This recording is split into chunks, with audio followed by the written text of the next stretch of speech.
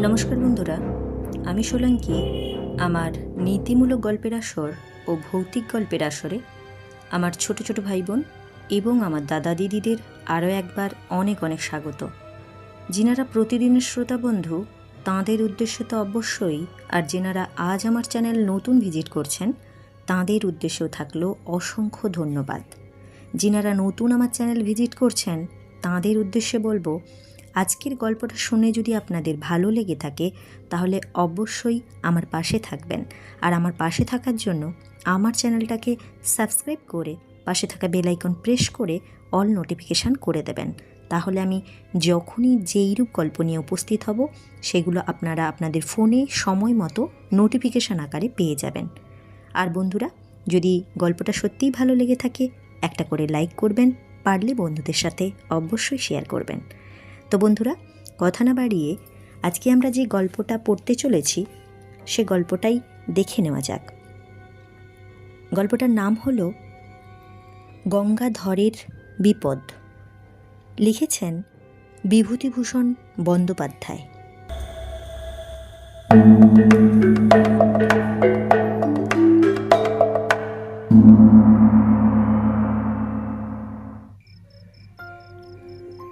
অনেক দিন আগেকার কথা। কলকাতায় তখন ঘোড়ার ট্রাম চলে।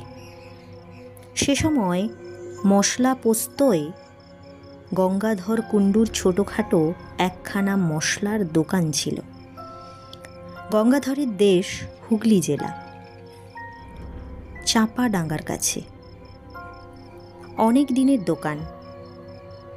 যে সময়ের কথা বলছি গঙ্গাধরের বয়স তখন 50-এর ওপর। কিন্তু শরীরটা তার ভালো যাচ্ছিল না। নানা রকমের অসুখে প্রায়ই সে ভুগত। তার উপর ব্যবসায় কিছু লোকসান দিয়ে লোকটা একেবারে মুষড়ে পড়েছিল। দোকান ঘরের ভাড়া 2 মাসের বাকি। মহাজনদের দেনা ঘাড়ে দুপুরবেলা দোকানে বসে থেলো হুঁকো হাতে নিয়ে নিজের অদৃষ্টের কথা ভাবছিল। আজ আবার সন্ধ্যের সময় গোমস্তা ভাড়া নিতে আসবে। ভাড়া দিতে হবে বলে শাসিয়ে গিয়েছে। কি বলা যায় তাকে? এক পুরনো পরিচিত মহাজনের কথা তার মনে পড়ে গেল। তার নাম খোদাদাদ খাঁ। পেশোয়ারি মুসলমান, মেটে বুরুজে থাকে। আগে গঙ্গাধরের লেনদেন ছিল তার সঙ্গে। কয়েকবার টাকা নিয়েছে, শোধও করেছে। কিন্তু সুদের হার বড় বেশি বলে ইদানিং কয়েক বছর হলো গঙ্গাধর সেদিকে আর যাননি। ভেবেচিন্তে সে মেটে বুরুজেই রওনা হলো। সুদ বেশি বলে আর কি করা যায়? উপায় তো কিছু নেই। টাকা না আনলেই নয়, আর সন্ধ্যের মধ্যে টাকাটা আনতে হবে। মেটে বুরুজে গিয়ে খোদাদার খায়ের সঙ্গে বসে টাকা নেওয়ার জন্য তার বাসা খুঁজে বার করতেই এবং গল্পগুজব করতেই দেরি হয়ে গেল। খিদিরপুরের কাটিগঙ্গা পার হয়ে এসে ট্রাম ধরবে। হন হন করে হেঁটে আসছে। এমন সময়ে একজন লোক তাকে ডেকে বললে, এ সাহেব, ইধার শুনিও তো যারা। সন্ধ্যা হয়ে গিয়েছে। যেখান থেকে লোকটা তাকে ডাকলো সেখানে কতকগুলো গাছের ছায়াতে বেশ কিছুটা অন্ধকার। স্থানটা নির্জন। তার উপর আবার তার সঙ্গে রয়েছে বেশ কয়েকটা টাকা। গঙ্গাধরের মনে একটু সন্দেহ যে হলো না তা নয়, কিন্তু উপায় নেই। লোকটা এগিয়ে এলো। ওই গাছগুলোর তলায় সে যেন তারই প্রতীক্ষায় দাঁড়িয়েছিল। লোকটা খুব লম্বা, মাথায় ঝাঁকড়া ঝাঁকড়া চুল ঘাড়ের ওপর পড়েছে এসে, মুখটা ভালো করে দেখা যাচ্ছে না। পরনে ঢিলে ইজের আলখাল্লা। সে কাছে এসে সুর নিচু করে হিন্দিতে ও ভাঙা বাংলা মিশিয়ে বললে, বাবু, সস্তায় মাল কিনবেন? গঙ্গাধর আশ্চর্য হয়ে বলল, কি মাল? লোকটা চারিদিকে চেয়ে বললে, এখানে কথা হবে না বাবু, পুলিশ ঘুরছে, আমার সঙ্গে আসুন। ঝুপসি গাছের তলায় এক জায়গায় অন্ধকারটা খুব ঘন। সেখানে গিয়ে লোকটা বললে, জিনিসটা হচ্ছে কোকেন, খুব সস্তায় পাবেন, ডিউটি ছুট মাল, লুকিয়ে দেব।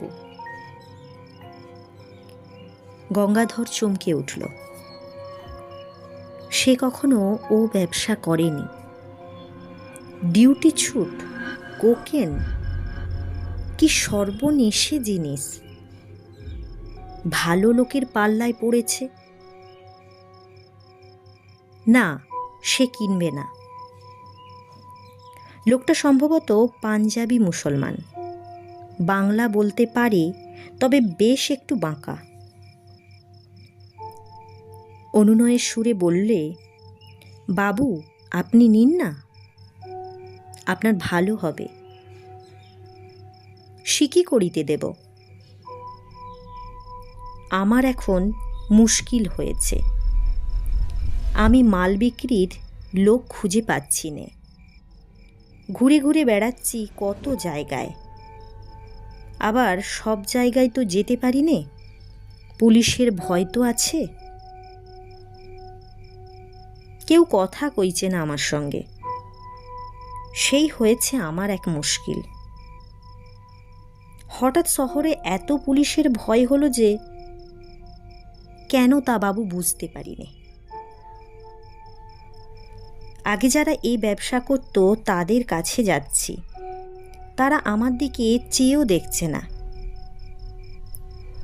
আপনি গররাজি হবেন না বাবু,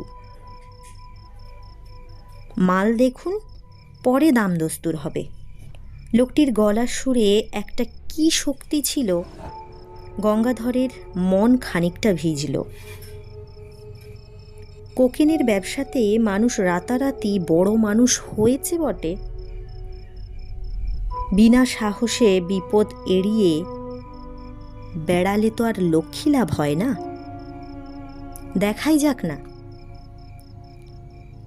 হঠাৎ গঙ্গাধর চেয়ে দেখলে যে লোকটা নেই সেখানে, এই তো দাঁড়িয়েছিল, কোথায় গেল আবার? পাছে কেউ শুনে এই ভয়ে বেশি জোরে ডাকতেও সাহস পেল না। চাপা গলায় বাঙালি হিন্দিতে ডাকলে, কোথায় গিয়া ও খাঁ সাহেব? এদিক ওদিকে চাওয়ার পর সামনে চাইতেই দীর্ঘকৃতি আলখাল্লাওয়ালা সাহেবকে দাঁড়িয়ে থাকতে দেখা গেল। গঙ্গাধর বললে, জলদি চলো, রাত হো গিয়া, অনেক দূর জানে হোগা। কি একটা যেন ঢাকবার জন্য লোকটি প্রাণপণে চেষ্টা করছে। বললে, আমার সঙ্গে এসো, মাল দেখাবো। দুজনে কাটিগঙ্গার ধারে ধারে অনেক দূর গেল। সে সময়ের কথা বলছি, তখন ওদিকে অত লোকজন ছিল না।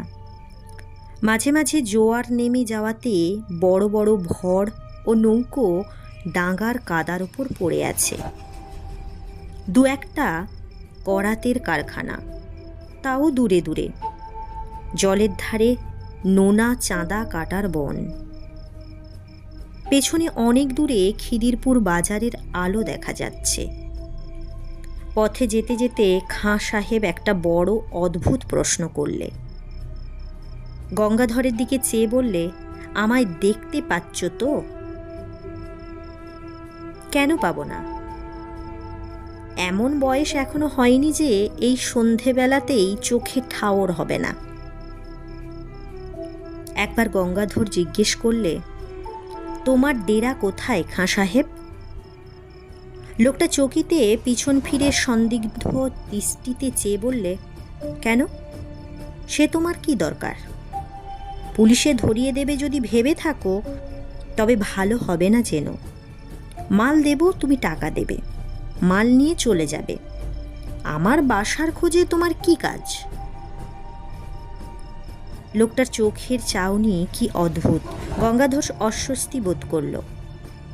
মুখ ভালো দেখা যায় না, কিন্তু ওর দুই চোখে যেন ইস্পাতের ছুরি ঝলসে উঠল। না, তার সঙ্গে টাকা রয়েছে।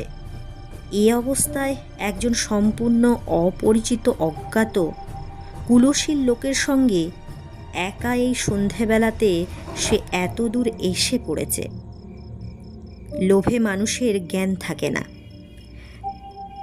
তার ভেবে দেখা উচিত ছিল, কিন্তু যখন এসেই পড়েছে তখন আর ছাড়া নেই। বিশেষত সে যে ভয় পেয়েছে এটা না দেখানোই ভালো। দেখালে বিপদের সম্ভাবনা বাড়বে বই কমবে না। ছুরি বার করে বসলে তখন আর উপায় থাকবে না। অনেক দূরে গিয়ে মাঠের মধ্যে একটা গুদামঘর। একটা গাছের গুঁড়ি পড়ে আছে গুদামঘরের দরজা থেকে একটু দূরে। তার উপর গঙ্গাধরকে বসতে বলে লোকটা কোথায় যেন চলে গেল। গঙ্গাধর বসে চারিধারে চেয়ে দেখলে গুদামঘরের আশেপাশে সর্বত্র আগাছার অনুচ্চ জঙ্গল। নিকটে কোথাও লোকজনের সারা শব্দ নেই। অন্ধকার হলেও মাঠের মধ্যে বলে অন্ধকার তত ঘন দেখাচ্ছে না। সেই পাতলা অন্ধকারে চেয়ে দেখে গঙ্গাধরের মনে হলো গুদামঘরটা পুরনো এবং যেন অনেককাল অব্যবহার্য হয়ে পড়ে রয়েছে। বাঁশের বেড়া খসে পড়েছে, জায়গায় জায়গায় চালের খোলা উড়ে গিয়েছে, মাঝে মাঝে সামনের দোরটা উই ধরা, ভেঙে পড়তে চাইছে যেন। গঙ্গাধরের কেমন যেন একটা ভয় হলো। কেন সে এখানে এলো এই সন্ধ্যায়? এরকম জায়গায় একা মানুষে আসে, বিশেষ করে অতগুলো টাকা সঙ্গে করে? সে তো আসতো না কখনোই। সে কলকাতায় আজ নতুন নয়, তার উপরে বুনো ব্যবসাদার। বাংলাদেশ থেকে নতুন আসেনি সে। কিন্তু ওই লোকটার কথার সুরে কি জাদু আছে, গঙ্গাধরকে যেন টেনে এনেছে। সাধ্য ছিল না যে সে ছাড়ার। এ কথা এখন তার মনে হলো। হঠাৎ অন্ধকারের মধ্যে খাঁ সাহেবের মূর্তি দেখা গেল।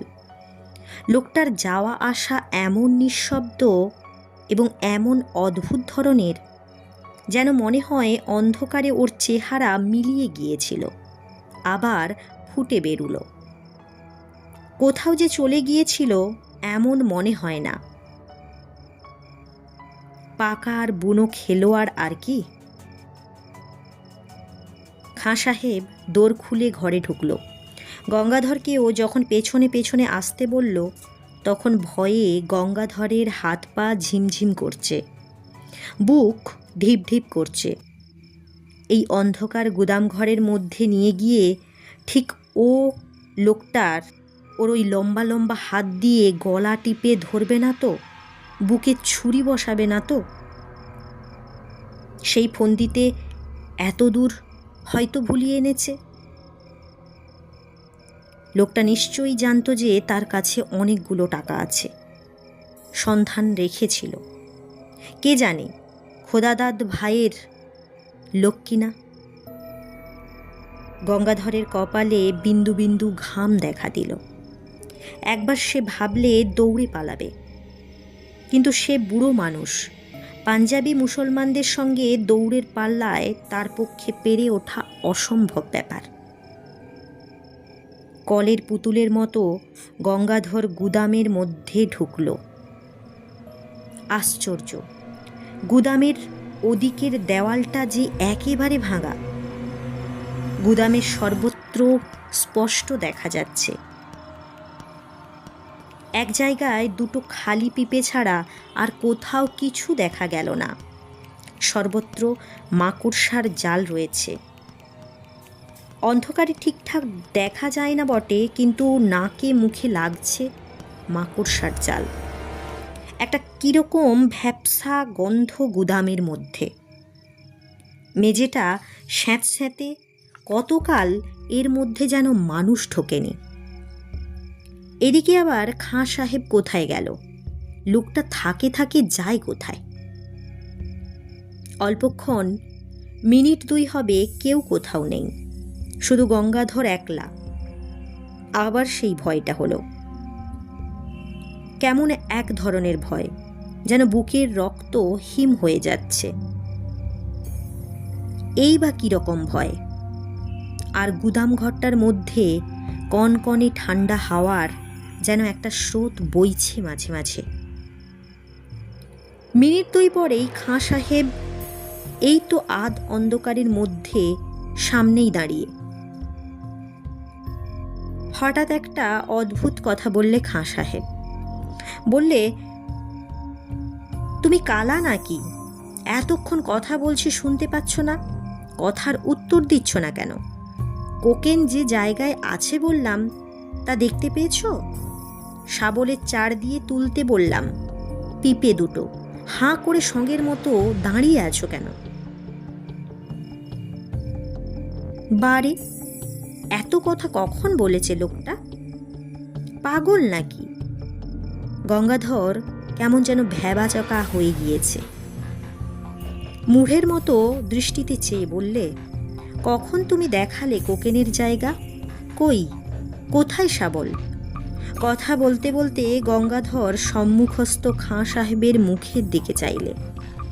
সঙ্গে সঙ্গে তার মনে হলো, তার বিভ্রান্ত বিমূঢ় আতঙ্কাকুল দৃষ্টির সামনে খাঁ সাহেবের মুখ, গলা, বুক, হাত পা, সারা দেহটা যেন চূর চূর হয়ে গুঁড়িয়ে গুঁড়িয়ে পড়ছে। সব যেন ভেঙে ভেঙে বাতাসে উড়ে উড়ে যাচ্ছে। খাঁ সাহেব প্রাণপণে দাঁত মুখ খামুচি করে বিষম মনের জোরে তার দেহের চূর্ণায়মান অণুগুলো যথাস্থানে ধরে রাখবার জন্য আপ্রাণ চেষ্টা করছে, কিন্তু পেরে উঠছে না। তার চোখের সেই বিজিত হতাশ দৃষ্টি গঙ্গাধরের হৃদয় স্পর্শ করল। দেখতে দেখতে অত বড় দীর্ঘাকৃতি দেহ আর কিছু অবশিষ্ট রইল না। সব ভেঙে গেল, গুঁড়িয়ে গেল, উড়ে গেল। 1, 2, 3, 4। আর কোথায় খাঁ সাহেব? চারিদিকের অন্ধকারের মধ্যে সে মিলিয়ে গিয়েছে। একটা ঠান্ডা কনকনে বাতাসের ঝাপট এলো কোথা থেকে। সঙ্গে সঙ্গে গঙ্গাধর আর্তরবে চিৎকার করে গুদাম ঘরের স্যাঁতস্যাঁতে মেঝের ওপর মূর্ছিত হয়ে পড়ে গেল। একটা দেশি ভর কাছে কোথাও বাঁধা ছিল। তার মাঝিরা এসে গঙ্গাধরকে অচেতন অবস্থায় তাদের ভরে নিয়ে যায়। তারাই তাকে দোকানে পৌঁছে দেয়। গঙ্গাধরের টাকা ঠিকঠাক ছিল, কানা করিও খোয়া যায়নি, তবে শরীর শুধরে উঠতে সময় নিয়েছিল। অনেকদিন পর্যন্ত অন্ধকারে সে একা কিছুতেই থাকতে পারত না। মাস 2 পরে মেটে বুরুজে খোদাদাদ খাঁর কাছে টাকা শোধ দিতে গিয়ে গঙ্গাধর টাকা নিয়ে যাবার দিন কি ঘটেছিল সেটা বললে।